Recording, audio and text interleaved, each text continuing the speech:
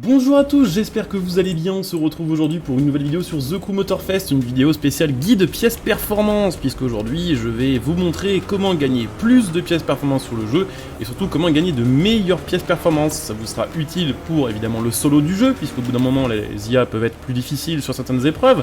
Ça va vous être utile pour le multijoueur, pour jouer contre d'autres personnes, mais surtout pour les summits, le système compétitif du jeu, où évidemment avoir les meilleures pièces performance est ultra important. Donc cette vidéo va être découpée en deux parties. La première partie, je vais vous expliquer comment fonctionne le système de pièces performance sur le jeu et comment vous pouvez influencer la qualité et la quantité des pièces que vous allez obtenir.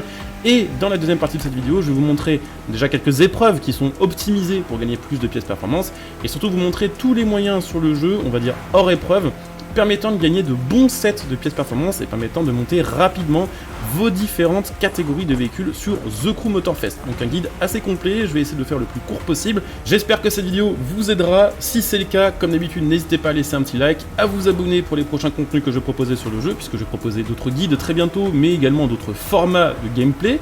Et n'hésitez pas, bien sûr, à venir me rejoindre sur Twitch, puisque sur Twitch, je fais pas mal de live sur le jeu. Vous pouvez venir poser vos questions directement sur tel ou tel aspect du jeu. Vous pouvez simplement aussi venir profiter de l'ambiance et du gameplay.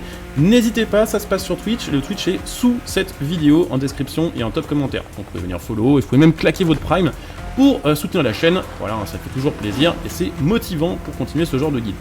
Donc, on va commencer par parler un petit peu du système de pièces performance sur le jeu, qui est assez différent de celui d'un Forza ou d'un Need for Speed par exemple, puisque sur la plupart des autres jeux, il suffit d'avoir assez d'argent sur son compte in-game pour acheter les pièces performance de son choix, et ensuite les installer sur la voiture de son choix. Là, c'est un peu différent. À chaque fois que vous allez compléter une épreuve, ou on va dire à certaines occasions dans l'open world, vous allez dropper des pièces aléatoires pour votre véhicule, avec un niveau de pièces performance aléatoire, avec une rareté aléatoire et avec des bonus aléatoires. Ce qu'il faut savoir, c'est que sur le jeu, il y a actuellement 4 niveaux de rareté de pièces performance. Vert, qui est le plus commun, bleu, c'est un peu rare, rose, c'est très rare, et légendaire, c'est les pièces les plus rares et c'est les pièces les plus intéressantes, puisque plus vous avancez côté rareté, plus les pièces vous donnent des bonus intéressants. Et les bonus intéressants, ça peut être intéressant sur plein de points. Ça peut être par exemple une nitro améliorée, ça peut être plus de score sur certaines épreuves à score. Ça peut être vraiment tout un tas de bonus qui vont vraiment faire une grosse différence, notamment pour le summit.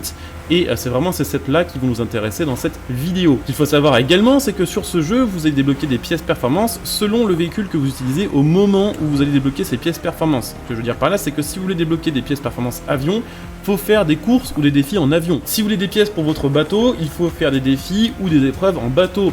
Si vous voulez des pièces hypercar, c'est en hypercar qu'il faut jouer. C'est vrai pour à peu près toutes les catégories du jeu, sauf pour le Street Race. Il y a une petite spécificité, c'est que sur ce jeu-là, contrairement à The Crew 2, ils ont divisé la catégorie Street Race en deux tiers de performance, le Street Tier 1 et le Street Tier 2. Et ça peut arriver parfois, en Street Tier 2 notamment, que vous débloquiez des pièces qui sont aussi utilisables en Street Tier 1. Et globalement, si vous voulez farmer le Street Tier 2, faut jouer en Street Tier 2, et si vous voulez farm le Street Tier 1 et avoir des pièces légendaires en Street Tier 1, faut jouer en Street Tier 1. Autre chose à savoir sur le système de pièces performance sur le jeu, c'est que vous ne pouvez avoir qu'un nombre limité de pièces performance sur votre compte, ce qui veut dire que si vous farmez les pièces, régulièrement il va falloir aller supprimer certaines pièces de votre garage, donc les pièces on va dire de rareté inférieure ou celles qui vous intéressent moins, pour faire de la place pour les nouvelles pièces que vous allez débloquer qui sont normalement de meilleures pièces. Donc pour ça, il faut se rendre soit dans le menu des voitures ici et maintenir X pour démonter la pièce que vous voulez supprimer de votre garage, soit au bout d'un moment, elles vont se stocker dans votre boîte aux lettres. Alors pour ça, il faut aller dans pilote et dans boîte aux lettres.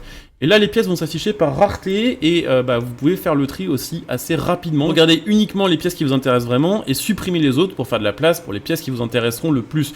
Donc là, l'avantage par rapport à The Crew 2, c'est qu'ils ont tout, on va dire, stacké par rareté. Donc si vous cherchez absolument des pièces légendaires, vous pouvez carrément décider de supprimer tout un rang de pièces, comme par exemple si moi je veux pas de pièces rares, qu'il y a que les légendaires et les épiques qui m'intéressent, je sélectionne tout le rang rare et ensuite je fais supprimer, ce qui est beaucoup plus rapide que de supprimer pièce par pièce.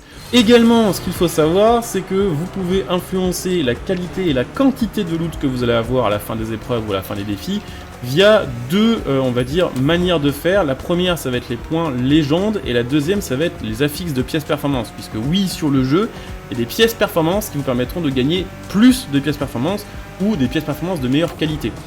La première chose à savoir du coup c'est les points légendes, ça se situe dans le menu pause, donc vous faites start, vous faites encore start, vous allez dans profil, puis dans pilote, et là vous allez voir l'onglet points légendes. Alors les points légendes c'est un peu comme le système de points d'icône de The Crew 2, sauf que vous allez en gagner moins souvent, mais ils vont vous donner de meilleurs bonus.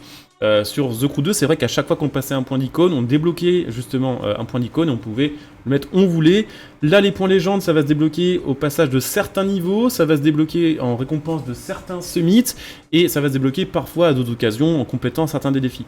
Mais ce qu'il faut savoir, c'est que dans la rubrique confort, vous pouvez utiliser vos points d'icône, enfin du coup vos points de légende, dans plusieurs catégories pour le loot. Il y a Goldfinger qui va du coup augmenter le loot que vous allez avoir en fin d'épreuve et en fin de défi. Il y a Chanceux qui lui va augmenter la qualité du loot. Et il y a Chasse au trésor, alors ça on en parlera plus tard dans cette vidéo, mais il y a des trésors sur la map qui contiennent des pièces performance. En général il y en a beaucoup. Et vous pouvez du coup augmenter la portée du radar pour détecter plus facilement les trésors. C'est un truc à faire en début de jeu. Une fois que vous aurez capté où sont tous les trésors, vous pourrez évidemment récupérer vos points et les refoutre en Goldfinger ou en Chanceux selon ce que vous cherchez comme pièce performance. Je vous le disais, il y a également des pièces performance qui vont vous permettre d'obtenir de meilleures pièces performance. Alors je ne sais pas si je vais avoir un exemple ici à vous montrer parce que des pièces performance, j'ai pas forcément les sets justement qui m'intéressent. J'ai un exemple ici, alors là c'est avec le petit logo avec le coffre. Là par exemple ça augmente la qualité du loot que je vais trouver de 8%.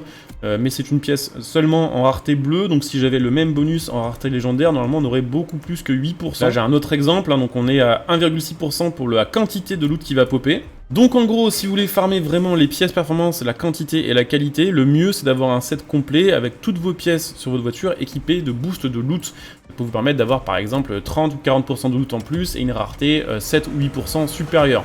Dernière chose à mon avis à préciser à propos du système de pièces performance de ce jeu, c'est que vous avez la possibilité de modifier des pièces performance déjà droppées pour avoir un autre bonus. Donc ça s'appelle le recalibrage, donc là ça va se passer pareil dans le menu des voitures, le menu des pièces performance. Si par exemple je suis content de la rareté d'une pièce, donc par exemple allez on va prendre une pièce épique, mais que j'ai pas le bonus que je souhaite dessus, si je fais la touche affixe et qu'ensuite je fais recalibrer, je peux choisir par exemple de virer le bonus expirateur et d'en avoir un autre à la place. Donc là ça va me donner le choix entre expirateur avec une meilleure rareté ou roquette. Je peux faire ça autant de fois que je veux, la seule chose à savoir c'est que sur ce jeu, c'est payant de faire ça, c'est-à-dire que ça va vous coûter des bucks in-game et des pièces détachées. Alors les pièces détachées c'est assez facile d'en avoir, mais les bucks pas forcément. Et aussi grosse différence par rapport à The Crew 2, c'est que le prix, on va dire, de changement d'affixe n'est plus exponentiel. Sur The Crew 2, à chaque fois qu'on changeait tout simplement une affixe, le prix pour remodifier l'affixe derrière était multiplié par 2, ce qui était vite horrible et ce qui faisait que des fois on claquait littéralement 1 million de bucks pour une pièce recalibrée. Là le prix est fixé, c'est mieux, mais on n'a pas toujours la pièce qu'on veut, voilà c'est un petit peu aléatoire, mais c'est présent sur le jeu. Ah, il y a une dernière chose que j'avais oublié à propos du système de pièces performance sur le jeu, c'est que plus vous avez un véhicule qui est haut en indice performance dans la catégorie que vous farmez, plus vous allez obtenir des pièces rares et plus vous allez obtenir des pièces avec, on va dire, des bons boosts de performance. Donc mon conseil quand vous farmez les pièces d'une catégorie, de jouer avec votre véhicule de cette catégorie qui est déjà, on va dire, le plus élevé possible dans votre liste de voitures en termes de points de performance. Par exemple, si je veux farmer des pièces qui sont entre 700 et 750, j'ai plus intérêt à prendre une voiture qui est déjà en 699 ou en 701 par exemple, ou à plus de 700, plutôt qu'à prendre une voiture qui est en 550, puisque une voiture en 550, j'ai plus de chances d'obtenir des pièces aux alentours de 500, 600 par exemple, que des pièces en 700. Donc, si vous voulez vraiment optimiser vos chances, prenez le meilleur véhicule de la catégorie que vous farmez dans votre garage et normalement vous obtiendrez une meilleure pièce performance. En sachant qu'en plus sur ce jeu, il y a un système à mon avis qui vérifie votre inventaire de pièces performance et qui va faire que plus vous avez des pièces épiques par exemple, plus le jeu va quand même tendre à vous dropper des pièces épiques et légendaires. Si vous avez que des pièces rares, ça va être plutôt des pièces rares et épiques qui vont être droppées. Donc en gros, c'est pour ça que c'est intéressant de faire le tri et d'être sûr qu'on a que les meilleures pièces dans son inventaire, parce que le jeu vérifie ça aussi avant de vous faire looter les pièces performance. On attaque du coup la deuxième partie de cette vidéo dans laquelle je vais vous montrer toutes les choses à faire sur le jeu pour gagner quand même le plus rapidement possible des sets de pièces performance. Alors on va parler de choses dans l'open world, on va parler de courses aussi, puisqu'il y a deux épreuves dont je vais vous parler après, qui dépendront aussi un petit peu de là où vous en êtes in-game. Mais on va déjà commencer par parler un petit peu de tout ce que vous pouvez faire sur l'open world qui vous fera dropper des pièces performance. Il faut savoir que tout ce qui va être slalom, défi de vitesse, fuite, tout ce que vous allez croiser avec les petits panneaux triangle rouge, à chaque fois que vous allez les compléter, vous allez obtenir un petit peu d'argent, des bugs, de l'XP, mais aussi des pièces performance. Alors c'est clairement pas le moyen le plus optimisé d'avoir des pièces performance sur le jeu, parce que clairement ça drop assez peu de pièces, et c'est quand même relativement long à faire, selon les défis que vous faites, mais c'est un moyen dans l'open world d'avoir de nouvelles pièces. Parfois lorsque vous allez vous promener dans l'open world, votre GPS va se mettre à biper avec un petit contour jaune, ça veut dire que vous êtes à proximité d'un trésor. Plus vous allez vous rapprocher du trésor, plus ça va biper rapidement, et plus tout simplement votre GPS va se mettre à clignoter orange et rouge. Et si vous en éloignez, ça va s'arrêter de clignoter. Donc évidemment, votre but, ça va être de trouver l'emplacement du trésor, parce que ces trésors donnent beaucoup de loot en général, et surtout du loot de bonne qualité. Chose à savoir sur ces trésors-là, ils sont tous, on va dire, spawnés sur des spawns choisis d'avance. C'est pas des spawns aléatoires, donc quand vous avez une zone où il y a un trésor qui est déclenché, si vous connaissez déjà la zone et que vous avez déjà récupéré un trésor dans cet endroit-là, vous savez que le prochain spawnera au même endroit. La seule chose qui est aléatoire, c'est la durée de respawn entre deux spawns de trésors. Et donc là, j'en ai trouvé un, et évidemment, comme pour toutes les autres, on va dire, épreuves et événements du jeu, ça va vous donner des pièces sur le véhicule que vous avez équipé au moment où vous récupérez le trésor. Donc si vous voulez des pièces en Street Race, il faut prendre une voiture Street Race, en vérifiant bien que vous aviez déjà installé les meilleures pièces performance possibles avant d'ouvrir le trésor. Mais si vous voulez des pièces pour le bateau ou l'avion, c'est évidemment possible aussi. Il suffit d'appuyer sur la touche joystick de votre manette, et ensuite de choisir donc soit Y, soit B, pour faire spawner soit votre avion, soit votre bateau. Et ensuite seulement ouvrir le trésor. Donc moi je veux des pièces en hypercar, du coup j'ai pris une hypercar, j'ai vérifié que j'avais déjà les meilleures pièces de mon garage. On va donc maintenant ouvrir le trésor. On va voir un petit peu ce qu'on chope. Alors le trésor c'est vraiment très rentable, parce que ça donne de l'XP, ça donne de l'argent et ça donne des pièces performance. Donc c'est vraiment un très bon truc à farmer en début de jeu. Donc là on obtient des freins, écus. C'est pas si fou que ça par rapport à d'autres fois. Des pièces par choc. Ah oui, c'est vrai que vous pouvez obtenir ça aussi. Donc là, par exemple, la prochaine fois que je voudrais customiser ma Yesco, j'obtiendrai tous les pare-chocs gratuitement. Donc là, on n'a pas eu forcément le meilleur exemple en termes de rareté, mais c'est aussi parce que du coup, j'ai pas fini d'améliorer mes voitures hypercar. Je suis encore qu'en 919 sur 920. Donc, si j'étais déjà en 920 avant, il y a de fortes chances, maintenant d'ailleurs je le serai, on a obtenu beaucoup plus d'épiques et beaucoup plus de légendaires. Autre moyen vous permettant d'obtenir évidemment des pièces performance, ça va être dans les activités, ça va être le summit. Ce qu'il faut savoir, c'est que déjà quand vous complétez une épreuve au summit, vous gagnez des pièces performance liées à l'épreuve que vous avez complétée, mais surtout c'est assez régulier qu'en récompense de summit, et pas forcément en platine d'ailleurs, il y ait des sets complets ou des demi-sets complets qui viendront se compléter avec un autre demi-set complet dans une prochaine épreuve de summit. Et qu'en général c'est des pièces maxées avec points de performance au max, avec rareté légendaire, et surtout en général ces pièces arrivent avec des affixes boostés qui ne sont pas atteignables en recalibrant vos pièces performance. Par exemple, vous avez des pièces spéciales nitro, si vous le recalibrez et que vous avez de la chance que vous êtes au max, vous serez à 2,5%, et via les affixes que vous aurez via les pièces performance en summit, vous pourrez atteindre par exemple 3,5% ou 4%, donc ce sera, on va dire, vraiment particulièrement cheaté, et c'est pour ça que c'est intéressant de participer au summit, et d'investir des fois un petit peu d'argent pour débloquer les voitures permettant de participer à toutes les épreuves. Évidemment, la méthode basique qui marche toujours très bien sur ce jeu pour farmer les pièces performance, c'est tout simplement de faire des épreuves et des courses qui donnent plus de pièces de loot. J'en ai trouvé quelques-unes. Alors, faut savoir, c'est que contrairement à The Crew 2, j'ai l'impression qu'il n'y a plus de système qui faisait que sur The Crew 2, par exemple, plus la course était longue, plus exponentiellement on chopait, on va dire, un grand nombre de pièces performance. Sur celui-ci, c'est vraiment proportionnel à la durée de l'épreuve. J'ai trouvé quelques-unes qui sont assez intéressantes selon si vous utilisez un véhicule terrestre, un véhicule aérien ou un véhicule de type marin. Donc je vais vous montrer les épreuves en question. On va commencer par une épreuve en avion pour ceux qui ferment l'avion.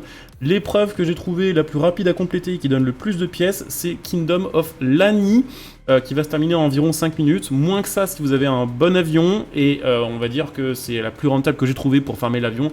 C'est pas la catégorie que j'ai le plus farmé, et si vous connaissez évidemment d'autres épreuves plus, on va dire, intéressantes, n'hésitez pas à les mettre en commentaire. Mais de mon côté, pour l'avion, c'est celle qui marche le mieux. En plus de ça, c'est une épreuve qui est assez rentable niveau XP et niveau thune, donc c'est une bonne épreuve à farmer globalement sur le jeu.